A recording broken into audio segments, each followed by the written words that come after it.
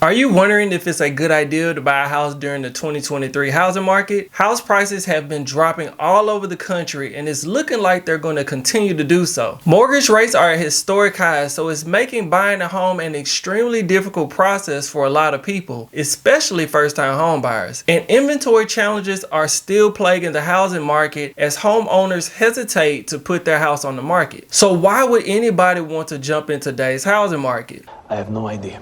No idea? Well, that's what we're going to get into today. Because in today's video, we're going to walk through the pros and cons of buying a house in the housing market of 2023. Hi, my name is Trenton Ward, and if you enjoy this content, let me know by hitting the like button and consider subscribing to stay up to date with the latest real estate news, tips, and tricks. So the first topic we're going to get into is mortgage rates. For the past several weeks, mortgage rates have been on the rise. So much so, they've recently climbed back over 7% for 30-year fixed mortgages. Most experts are saying we should expect the Fed to continue to increase the Fed funds rate, which will likely result in high mortgage rates for the rest of the year. But does that mean that you shouldn't buy a house? Well, not necessarily. This does mean that you will likely pay more in closing costs to get a decent mortgage rate though. So one thing to weigh is the cost of buying a better rate versus staying in your current living situation. Outside of the financial pros and cons, you also have to weigh the personal ones. For instance, if you're staying with a close friend or relative and you'd be a first-time home buyer, you may be able to hold off a bit so you can jump in at a more ideal time. But if you've got somebody trying to kick you off the couch, the most ideal time might be right now. I decided it was time for a change of scenery.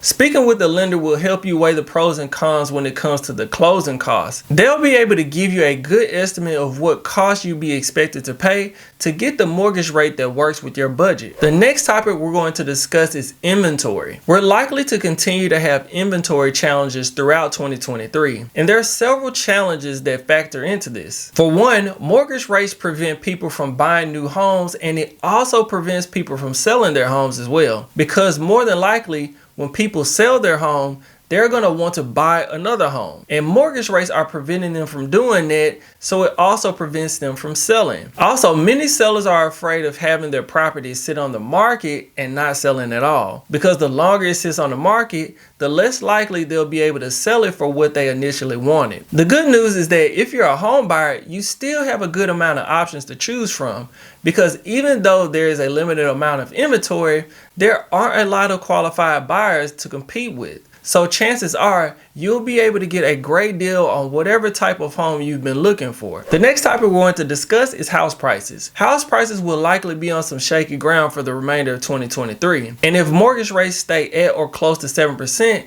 they'll likely have no choice but to drop so that housing can become more affordable. One thing to consider is that the price you buy a house at does not change. And during your time of owning that home, mortgage rates will likely change on a daily basis. So in the long run, the price of the home should be weighed heavier than the initial mortgage rate. Although your mortgage rate does play a huge role in if you can afford the home in the beginning. Most savvy homeowners pay close attention to what current mortgage rates are on a regular basis. And if you're planning to buy this year, this is a habit that will pay huge dividends for your long-term financial goals. The next topic we're going to cover is closing cost assistance. Right now, home buyers are in the driver's seat when it comes to the housing market, and it's really due to the fact of how few there are in the housing market. One of the pros of this situation is having the ability to get closing cost assistance from home sellers. In recent years, asking for closing cost assistance would be a good way to get your offer completely ignored by home sellers. You're not even gonna look at it?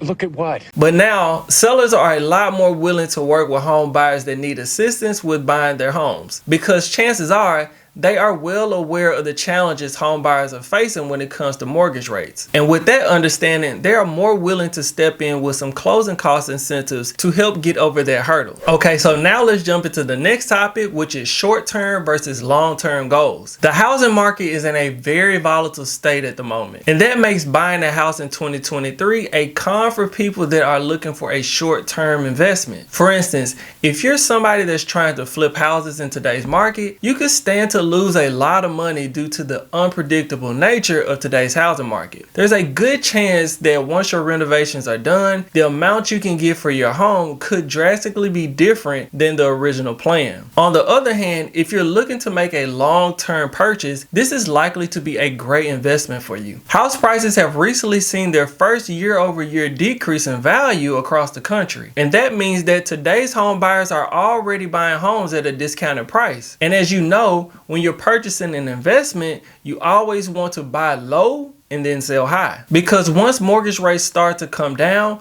house prices are likely to start increasing again. And when that happens, you can just take advantage of the new rates with a refinance and enjoy the increased equity. So if you're looking to jump in today's housing market, make sure that you're planning to own your home for a while. The housing market is likely to stabilize in the next couple of years once the Fed finds the right balance between interest rates and the economic inflation. But the most important questions are related to what you're trying to accomplish and whether it's the right time for you personally. Once you have the answers to those questions, everything else should fall in line. Okay, if you've enjoyed the video, let me know by hitting the like button and consider subscribing to stay up to date with the latest real estate news, tips, and tricks. If you have any real estate needs, feel free to reach out to me. My contact information will be in the description below. And until next time, peace.